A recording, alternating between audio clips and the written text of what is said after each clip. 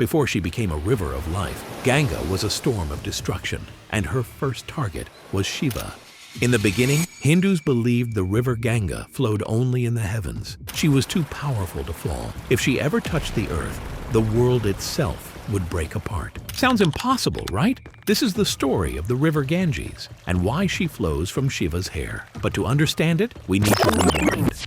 Long ago, a king carried a terrible weight. His name was Bhagiratha, and behind him trailed the curse of his ancestors. 60,000 of them burned to ashes for a crime they did not fully commit. Their souls were trapped, restless, unable to move on. Bhagiratha could not live with that, so he made a decision few people would dare to take. He left his throne, gave up comfort, and fell into years of prayer. Day after day, season after season. Finally, the gods listened. They told him of a river that lived in the heavens. Her name was Ganga. If she could flow across the ashes, the souls of his ancestors would be free. But there was a danger. Ganga was not soft. She was wild, proud, furious, a torrent of divine water, roaring with such force that if she dropped to earth unchecked, the planet would split open.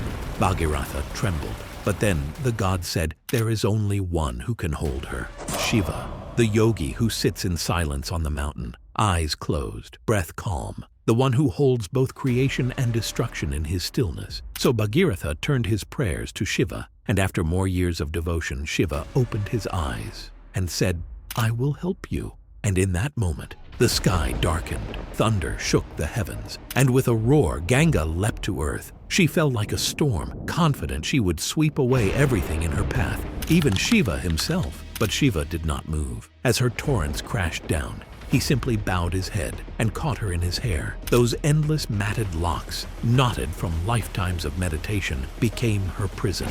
She raged, swirled, struggled, but she could not escape. For years she spun in circles, trapped in Shiva's hair. Her arrogance dissolved, her fury broke, and only then did Shiva release her. Not as a flood, but as gentle streams, 7 rivers flowing across the land.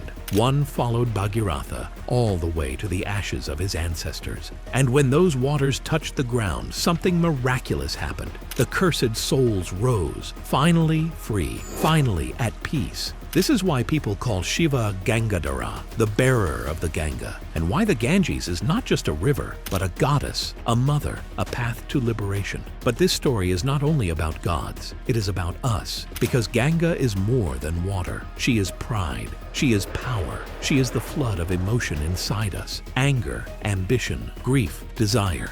When it pours all at once, it can drown us, break us, shatter the ground beneath our feet.